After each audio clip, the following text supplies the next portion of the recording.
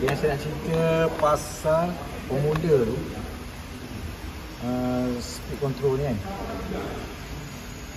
Kita ada level calculation dengan control speed. Kalau kita ikut lab tu, kita ada dua lah. Water level, motor speed.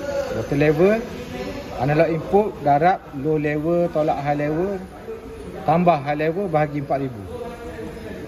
So contoh okay, tengok sini.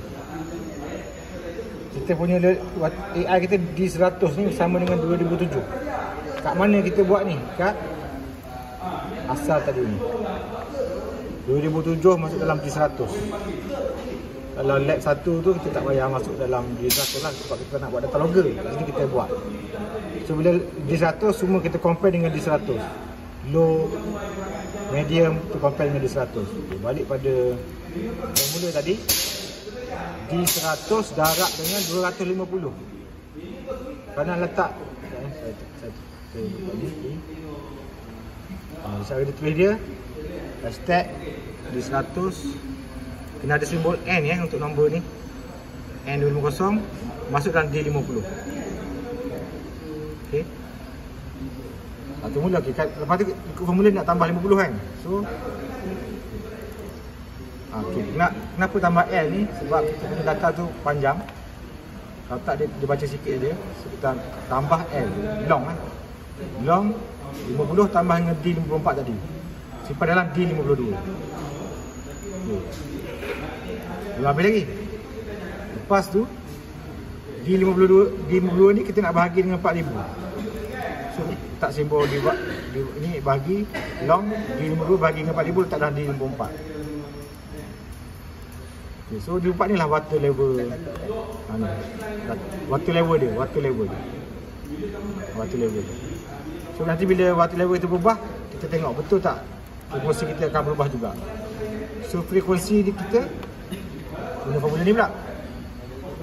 Water level kan, tolak dengan range dengan 60. Okay, so D54. Okay, D54 tolak 50. Oh, saya hantar sekejap. Ini kontrol E. D54 darab dengan kan, tolak 50 simpan dalam D56. Okey. Lepas tu D56 darab dengan 60. Formula darab dengan 60. So cara yang tulis dia ni long kat depan ni pun boleh. Ni sebab 60 kecil ya. Okey, 66 darab 60 simpan dekat D58. Okey. Dan D58 bahagi dengan 60. D58 bahagi 250. Simpan dalam D60. Bagi 250 Aku nak tunjuk kat sini. Belum lagi. Nak tunjuk sikit formula ni. Barulah awak dapat apa ni, speed dia. So nanti letak kat sini D54, D60 sebagai reference level dengan motor speed. Yang akan berubah tu based pada formula ni.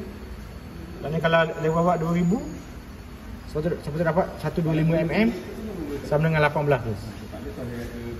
Okey, beres.